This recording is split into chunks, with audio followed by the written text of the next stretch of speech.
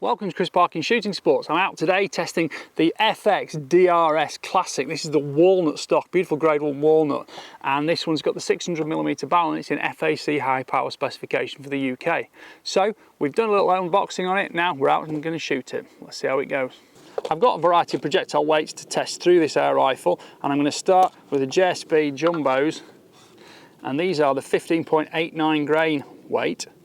So click off the top cover, rotate it all the way around, and we put one pellet in to lock the system. This is the 15.89 grain version. The magazine in 22 caliber holds 14 rounds. Conserve a bit of air. I'm just going to start with 5-round groups just to show it on paper.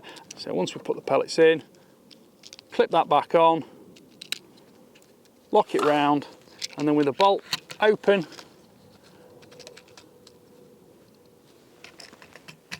slides in, ready to shoot.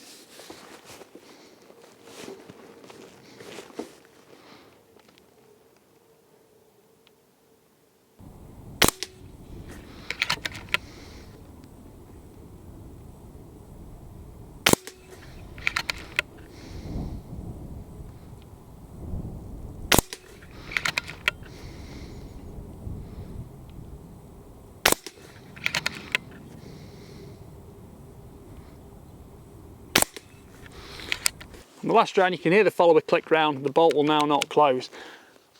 Pull it out, ready to reload. That's producing 962 feet per second with a 22 feet per second extreme spread, and the muzzle energy there is 32.3 foot-pounds. I'm using an FX true ballistic chronograph for all these readings. I find it very reliable and I've used it on most of my gun tests over the last year.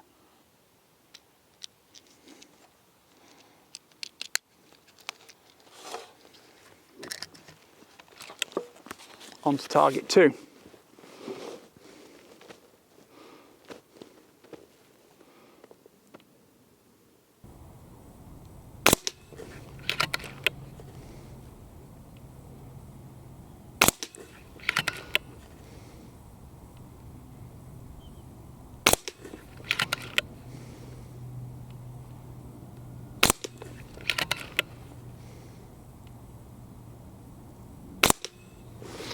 Now this cocking mechanism is ultra smooth on the side lever, it's not causing any distortion or disruption to the rifle's position. Those pellets are producing 918 feet per second with a 13 foot per second extreme spread, and the muzzle energy is 33.6 foot-pounds. Right, I've been away doing some other shooting, I've leaded up the barrel, and now I'm going to swap to the 22 grain FX slug. I would say this is more of a hunting rifle than a target or precision rifle, so we need to be realistic about how much shot count we want from the rifle. It's more about the portability of the gun itself. We've got real world conditions. I've got a wind flag out. It's not particularly windy, but there is a bit of breeze moving things around, and the groups do open up slightly from that. But if you want to see rifles just tested on indoor range with no wind at all, well, you get a slightly unreal perception of what you're going to achieve when you're out shooting.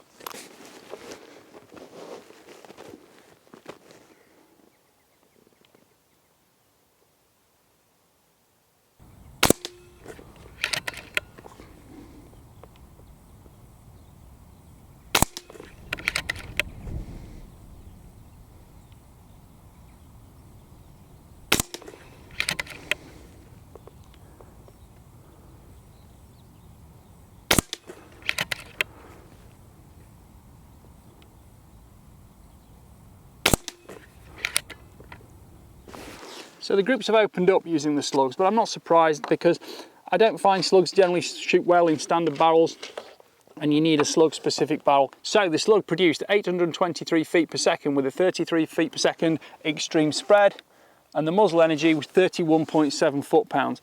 Any three of those projectiles are absolutely ideal for a hunting air rifle, but I think for the meantime I'm going to stick with the 18.19 grain pellet because it's my favourite. I've proved it the most overall over time in multiple air rifles. I find it very reliable, so I'm going to stick with that from now on.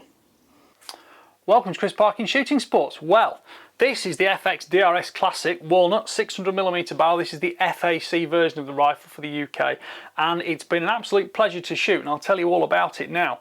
You can see on the end I've got the Donny FL sound moderator. That is very effective. There's a clip on video that shows it with the mod on, with the mod off, and that drops the noise a lot. It's a little bit barky without it on. With it on, no worries at all. It's not scaring anything away.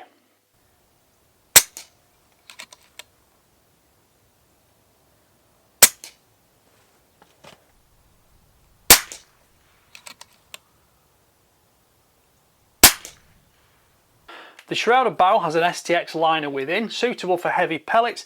I did shoot some slugs with it, but it didn't perform beautifully with the slugs, and with the pellets it was so accurate I was more than happy to be using those full time with it to do all the pressure testing and get the actual shot count from the gun. This is all hard anodized black. It looks beautiful contrasting with the walnut, and it's a 280cc bottle fill effectively wrapped around that barrel. Fill pressure is 230 bar, and I'll go on to the test a little bit later in terms of how many shots you get from it. On the side, you've got the pressure gauge here, which tells you the remaining fill pressure within the unit. You've got the plenum on the bottom, there's plenum on the top, and then on the side here we've got the beautifully smooth all aluminium cocking lever, which operates extremely smoothly. You can see it on video, and it causes extremely low amounts of disturbance to the rifle. You can decock the rifle as well by holding it back, pulling the trigger and letting that go forwards.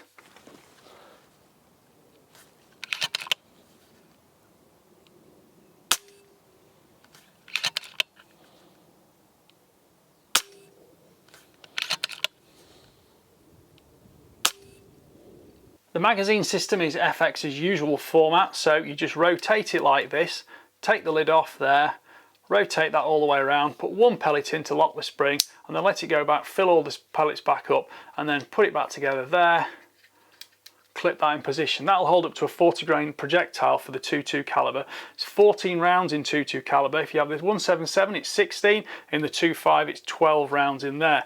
When that's open, that just slots in, it closes down, and obviously every shot cycles another pellet in, and it will lock open on the last shot.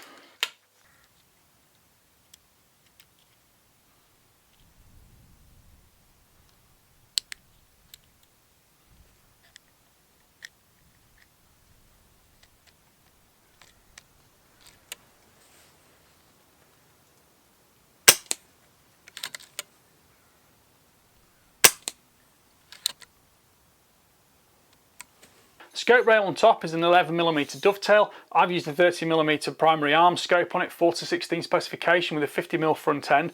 That to me is perfect for an air rifle that's designed primarily for hunting, and although this will shoot you some longer ranges, it's not quite as tunable as some of the FXs like the Mark IV, Mark III, and it's maybe the one for actually going hunting with rather than just tuning all day long. There's no tuning capability at all on it. There's not even a power adjuster, so what it's set up at the factory is what you get. And of course this one is the FAC version, and as I tested it, it was producing 34 foot-pounds with the 18.13 grain pellet. The pin probe for filling this rifle slots in the side there. It's got a Foster connection on the end. That fills up to 230 bar. These are now made of steel, not brass, so they're a little bit more durable, stronger in use.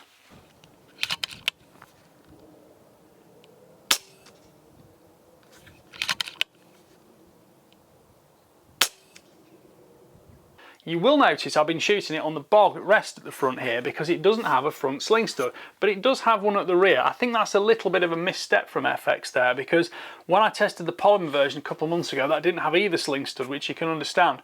But why they put one there but not one here, I'm not sure. It could do the one there because it is a hunting rifle and it would be nice to make it easier to carry. But that's not an insurmountable problem with the rifle. Yours, you could put a sling stud in it without too much problem.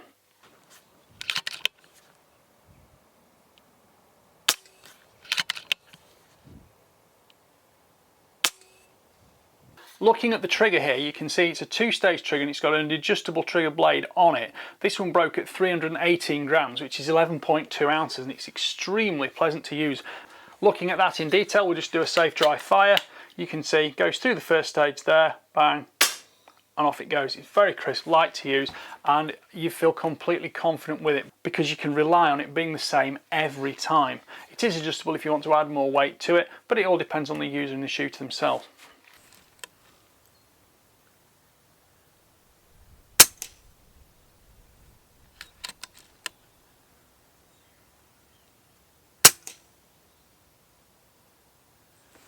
The stock's got a Monte Carlo cheek piece. You get nice alignment with the scope on it, and you'll see I've kept the scope as low as possible, just enough clearance over the barrel to make sure it's working correctly.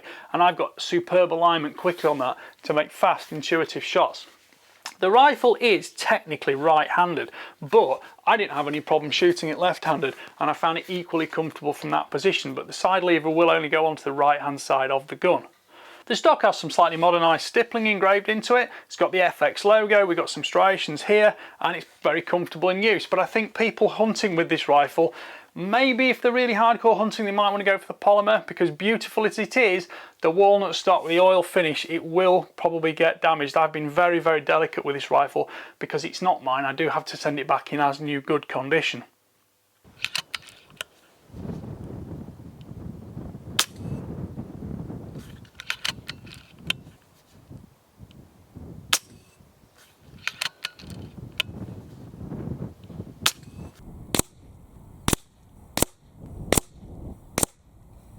The recoil pad on the back is rubber, locks into your shoulder quite comfortably. There's no recoil obviously, but it's nice to know that it grips in position. You can get a good cheek position on the stock without the gun naturally wanting to slide out of your shoulder, which can become quite annoying on a rifle of this sort of size. Overall length is 1055mm, which is 41.5 inches, and the overall weight is 2,659 grams, which is £5 14 ounces. It looks longer and heavier than it actually is, because don't forget, most of this is empty and just full of air. That's mostly empty, just full of space to absorb air as it pumps out at the end of the barrel and quits the noise on you.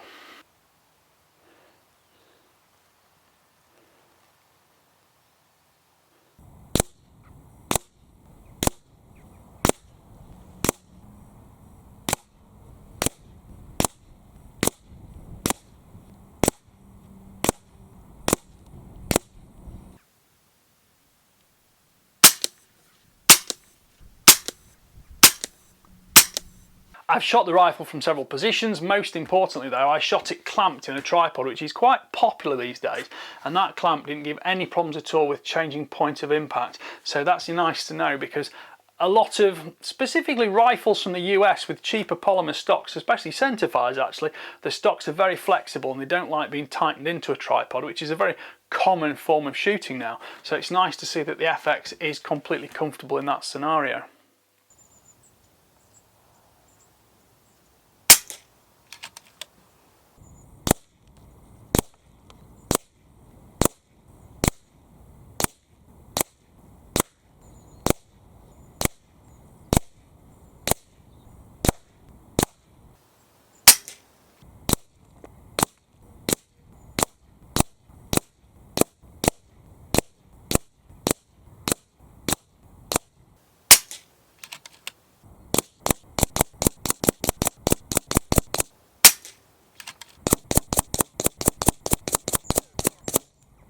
So to have a little bit of a look and critique on the groups now we shot with it, you can see on the video that I shot some groups with it when I was setting it up. They were very slow fire, I was shooting precision, I was watching the wind flags because I really wanted to shoot the smallest groups possible, because I know that's what impresses people at 30 and 50 meters. Now these were shot a lot faster. These were shot this afternoon actually, and the reason I shot these faster is I wanted to test the real world handling capability of the rifle. When you pick it up, put it down, move it around, put it in and out of the sleeve, does it lose zero? And most importantly, how many shots you're going to get from a charge. So that was a 230 bar fill. It's a 260cc buddy bottle, and effectively I was getting, let's just say, that's group number 1, 14 shots there. Group number 2, 14 more shots there. Group number 3, 14 more shots there. But it is starting to just drop down a little bit, isn't it? Now I'll put the results on screen from the FX chronograph as well, so you can see what exactly is going on. And then magazine 4, which is 14 more shots here, where you can see we're dropping down a lot there. The extreme spread between groups 1 and groups 2 of the first 14 to 28 shots were quite minimal. You can see it start to drop onto magazine 3, and at magazine 4 you're below 800 feet per second, whereas you started over 900 here. So that just goes to show the power curve of the rifle when you actually do run out of energy. But it's an AMP2 regulator, which gives you nice consistency over those first, let's call it 30 shots. Now FX themselves on their website do say it's going to have 60 shots in it, but 60 shots of what? It will keep shooting on and on and on, but you do lose that super perfect accuracy and the precision a little bit as well, because your extreme spread starts to go up. And you can see, you know, we've got a slightly larger top to bottom spread on the impact points. On the first groups, I tried 3 different projectiles through it. I've got the FX Exact Jumbo pellets. These are 15.89 grains. Those worked quite well. I've used them a lot, but I think for an FAC air rifle, you might as well get the most power from it. And I tended to go for the 18.13 grain Exact Jumbo Heavy Diablo. Now, I did try some 22 grain FX hybrid slugs, but these were significantly less accurate than the 18.1 grain pellets. So I decided I was going to go with experience, stick with those. I know those work, and that's when I carried on to the second day, which was target here, to see what it was like for my pressure testing, how many actual shots I was going to get from the rifle.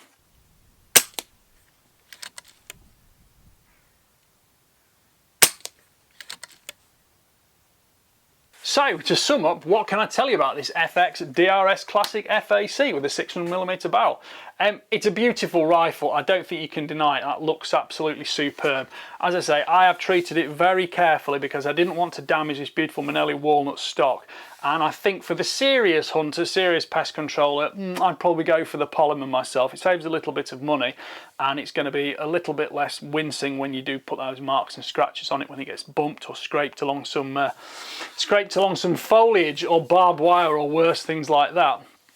It does look quite sizable. It is quite long at 41.5 inches, but the handling character of it and the balance kind of offsets that, because the balance is just at your front hand here, and although it looks long, it doesn't actually feel that heavy at all. And the balance and precision and speed of the gun is well defined actually, and you get a nice rest position, and it's not so light that it's kind of bobbing around, but it's not so heavy that it's exhausting to shoot. If you were going to be shooting it from the bench, some form of rest and a rear bag, as you've seen me shoot it, gives you great stability. And although I would like to see that front sling stud on it, because I can put a bipod on it, and it also makes it easy to put a sling on and carry the gun, that's something you could do as an aftermarket product perhaps. Right, well, I hope you've enjoyed watching that review. Please like, subscribe, comment, click the notification bell and keep track of my regular uploads. Thank you for watching. Bye for now.